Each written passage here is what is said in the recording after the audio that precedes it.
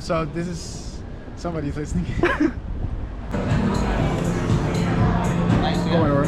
Actually, the lower lens. They are. People are watching lower.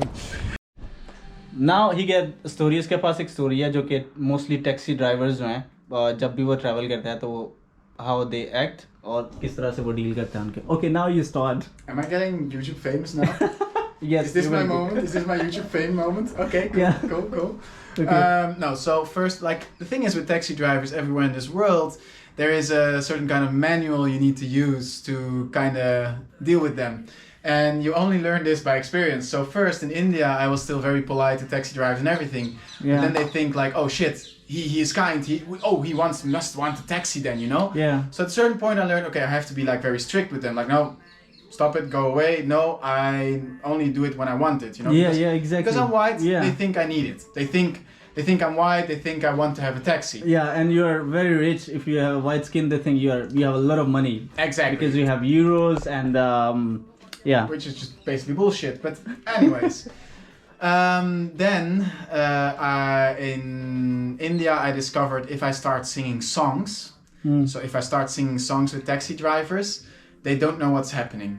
Like somebody's asking like, sir, do you want a taxi? And you're like, mag ik u de weg naar Hamelen vragen meneer? What? So when in Egypt... But they are Dutch songs, yeah? Yeah. Yeah, okay. Oh, I can also sing English songs. It doesn't matter as long as I sing. So in Egypt, I basically did the same thing.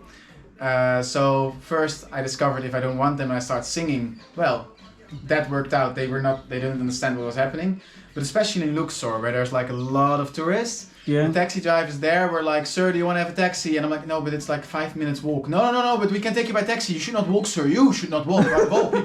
Like, no, it's okay. And they just don't leave you alone. They are still confused when you're singing. So some people leave you alone, some don't. So at a certain point, I discovered that if you say to them that you love them, because no is such a negative word, you know? So if you say to them that you love them, if you say to a random Egyptian Muslim guy from guy to guy, you love them, they're like, what the fuck? So the taxi driver like, hey, do you want a taxi driver? I'm like, no, but I love you. And he was like, thank you, sir. Yeah, this is a trick to confuse them, yeah. Yeah, another taxi driver was like, hey, sir, do you want a taxi? No. No, I was saying no, and he was like, why do you hate Egyptians? I don't hate Egyptians, I love Egyptians. And I was like, okay, thank you so much. And another guy was like, okay, sir, do you want to have a taxi? And I'm like, no, but I love you, man. Thank you, love you too. Love you so much back, man. And then he's like, amazing, thank you, dude. Yeah. Do you want a taxi? No, but again, love you. Like, and at a certain point, we were so done. I was traveling with a friend of mine and we just started playing hide and seek with a taxi driver. Every time some taxi driver was like, sir, do you want a taxi? We were like, no. And he was like, sir, what the fuck are you doing? I'm like, I'm playing hide and seek right now. But you know, what happened with me in Egypt, you know, because like 90% of Egyptian people, they thought I'm Egyptian because they started speaking, when I was there, they started speaking English, Arabic with me, okay? And I was like, no Arabic, English. And they get confused. They said, you are Egyptian, why don't you speak Arabic? And then I had to tell them, I'm not Egyptian, I'm Pakistani. And then they were confused, oh really, your face look like Egyptian.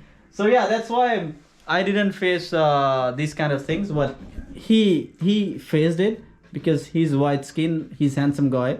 So people, they were all behind him, so yeah, crazy stories. But imagine if there were girls taxi drivers, you would ride all the taxis, yeah?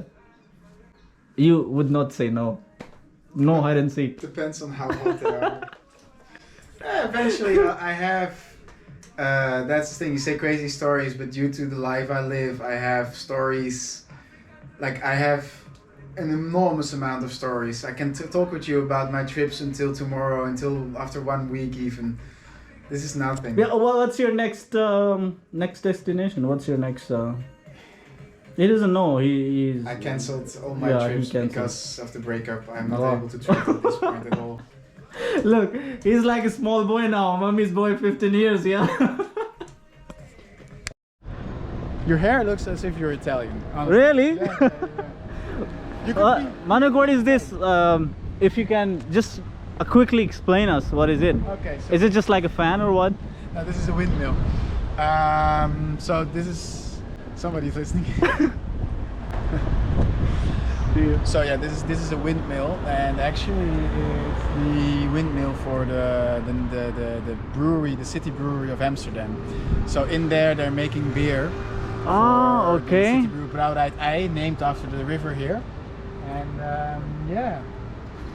it's in the past the Dutch people, they are famous for the windmills because we used it for example, making grains, cutting wood, but also, you know, the Netherlands, they are actually the lower lands. They are people are watching loving. They are the lower lands, and it means a big part of our country is underwater. Even some parts of our country used to be water, and we actually just kind of made a dike and pulled out the water all out of that place, and it made it land. And we used these kind of windmills for it, to like pump up the water and put it back in the sea. Sounds cool. We trust you. Yeah. Huh? We trust you. Thank you very much. Like a fun fact, actually, you know Palm Jumeirah?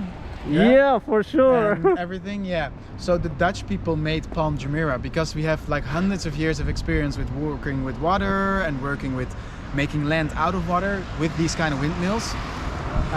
That everywhere in the world we get hired to make these kind of things. So Palm Jumeirah, palm everything, whatever, doesn't matter. Anything you see in Dubai that's like in the water, like land out of the water, that's made by Dutch people because 300 years ago we used these things. Oh yeah, really. This is something you should be proud of. Yeah, he is. Of course I am. It makes us rich. Like we have to check if there's space. How's it? Huh? How's it? How do you play that?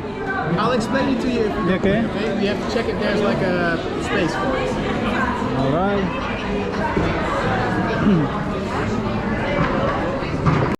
Yes. So, मैं और Manuk जो मेरा दोस्त है, हम यहाँ पर एक गेम खेलने लगे हैं. And Manuk will tell us how we're gonna play this game because I have seen first time this game, and he said it's an Italian game. French, yeah? French. Oh, it's a French game, and how's the name of the game? Jeu de boule. Petanque. Jeu de boule. Petanque. Jeu de boule patam. Yeah. So in France, normally just like old people do this in the parks, you know, they just play, they just chill. And you think this is like boring with balls and stuff, but it can get quite competitive actually. It's really funny. The thing is, we here in Amsterdam found a way to make it more fun. We added some beers, and we're doing it in the in a like a cafe kind of vibe. And the thing is with the game. Okay, so I'll explain. This is like the small ball, this is the ball. Okay, so you throw it there. That's a little bit too far, but we'll take it for this time.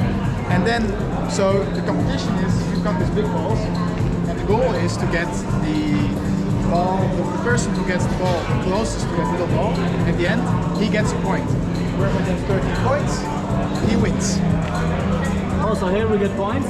And you get it like, you do it like this. And then the next person does it, and then... And now what is your score? Nothing yet. Nothing because yet? Now you have to play. Okay, now let me play. Sure.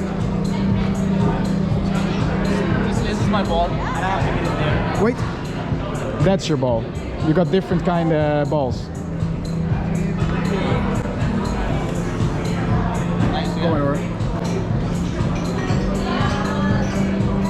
Kom maar, gaan we lekker langs. Geen zorgen, geen zorgen. Hij wil gewoon lekker een filmpje voor zijn familie thuis. Dus, Okay, so that's my ball, and then... Okay. Yeah, and so what you can see now, for example, because you just like, I will show you how it works. Yeah, you got a tape. So what you can see, like, okay, now it's obvious that mine is closer. Yeah. So I won, let's say, and I get a point. But normally you would finish all the balls. But if it's like very close, like let's say it's like this, okay? You're like, oh shit, who won? Who won? And then you tape it. And you'll be like, oh yeah, what's closer? Oh yeah, look at that, I won, blah blah blah. You see? He really likes it already, I see. That's funny, yeah. Yeah. Because you know the funniest part, we have a tape, you know. So if it's very crucial and very close, then we can measure it here. There you go. Okay, Manuk, thank you very much.